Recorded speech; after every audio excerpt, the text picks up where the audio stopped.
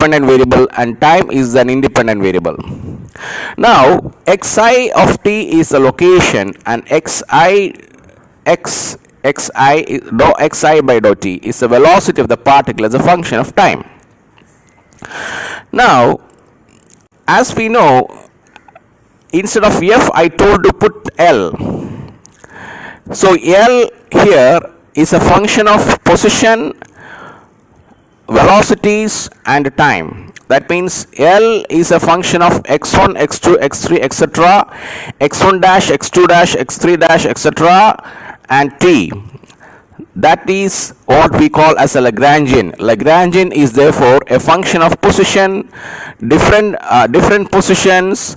I mean Lagrangian of a system is a function of positions of different particles of the system, the velocities of the different particles of the system, and the time, which is the independent variable. And there are two dependent variables. There are many x. That means x1, x2, x3, like that it goes on. Okay. Coming to the next video, next slide. When we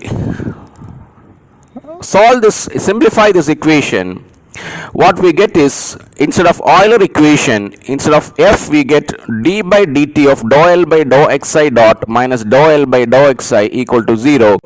This is nothing but the Lagrangian equation of motion, and the previous principle where the extremum value of Lagrangian is called Hamilton's principle.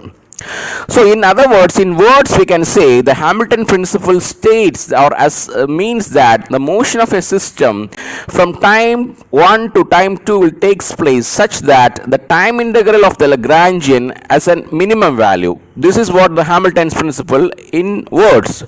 But in mathematical form, we can say the Hamilton principle as delta integral L dt equal to 0, or in words we can say always the motion takes from t1 time to t2 time in a system such that the action or the Lagrangian, why it is saying Lagrangian? Because Lagrangian is also called as action, because it is a net energy available for motion is called the Lagrangian. And if you integrate that Lagrangian with respect to time, that is delta integral L dt, that is equal to 0, that is what the minimum, that is what the extremum. That means here I am saying the Euler equation will become a Lagrangian equation, and these Lagrangian equations we can say is a fundamental equations in physics or mechanics, just like Newton's equations, because the Lagrangian equations can be derived from Newton's equations, and the Newton's equations can also be derived from Lagrangian equation. Therefore we say that these two sets of equations are fundamental equations in mechanics.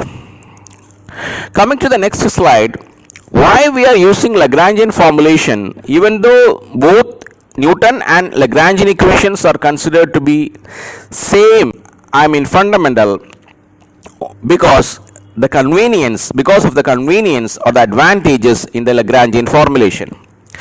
Why? Because you see that the Lagrangian formulation is a very simple to solve problems, where the Newton equations are vector equations, where the Lagrangian equations involve only scalar quantities.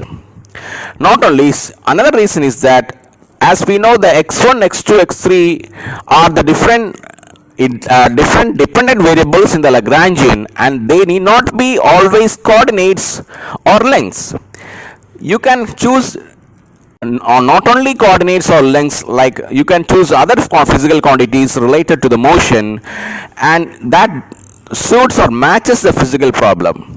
So the Lagrangian equations are invariant with respect to the choice of the coordinate system. That is one of the most important point to be noted. As we know, the Newton's equations are not invariant with respect to the frames of reference. As we change the frames of reference, the Newton's equation will have have an effect of the results. As we know, the inertial and non-inertial frames are there. So, but the Lagrangian equation are invariant with respect to the choice of the coordinate system. And exploiting the concept of energy, we may extend the Lagrangian formulation from mechanics to diverse fields such as electrical networks and acoustical systems. Coming to the next slide, like as I told you, this concept has been extended to many areas of physics, like in the case of quantum electrodynamics, and there is seeing a relation between symmetry and a conservation law. You see, the symmetry and conservation law is a very important concept in physics, and many symmetry and conservation laws are discovered using this extremum, this kind of variational principles, like Noether's theorem, like that. And let us take an example where we apply this equation or this system apply the equation which we derived, that is Lagrangian equation, to a system having a moving particle.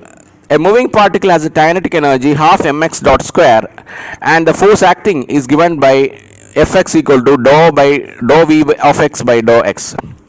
As we know, the Newton's second law is nothing but F is equal to ma mx double dot minus Fx equal to 0, which is d by dt of mx dot minus dou by dou x of t minus v x, that is nothing but, as we know, if we start with the Lagrangian equation, we reach us with the Newton's equation. And the second case, moving particle, circular cylindrical coordinates. The same concept can be applied in another system which is called as circular cylindrical coordinates, where the kinetic energy is given by half m x dot square plus y dot square. As in this, when you convert this x into cylindrical system, it will become rho, x is equal to rho, and y is equal to rho phi. And for simplicity, we take the potential energy is equal to 0, and differentiating with respect to the time and squaring, you will come to know again the Lagrangian equation will become m rho square phi dot, and differential is a constant. And this is what finally led to the conservation of angular momentum. That means the centrifugal force is a real force, where we are started with the Lagrangian equation, and finally we reached a conclusion that some constant, the angular momentum is a constant of time. So with this, we come to an end of this class. Thank you, one and all.